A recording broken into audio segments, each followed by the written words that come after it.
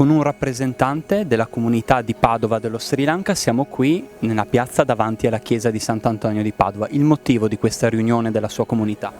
Il motivo, tutto il mondo è attaccato Sri Lanka il giorno di Pasqua, terroristi, per quello quasi 360 morti, quasi 500 feriti, e disastro in Sri Lanka questi giorni, anche tutti molto tristi, problema ancora, quindi noi volevo una veglia per memoria.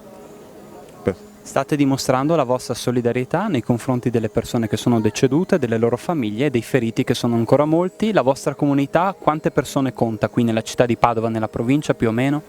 La provincia più o meno quasi 2000 persone, quasi, città 1200-1300, quasi 2000 provincia con bambini piccoli.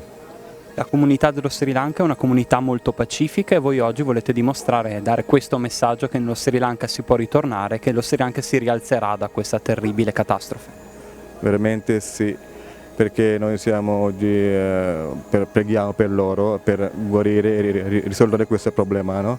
Noi va bene memoria e morti, anche volevo ripresa più possibile chi è feriti.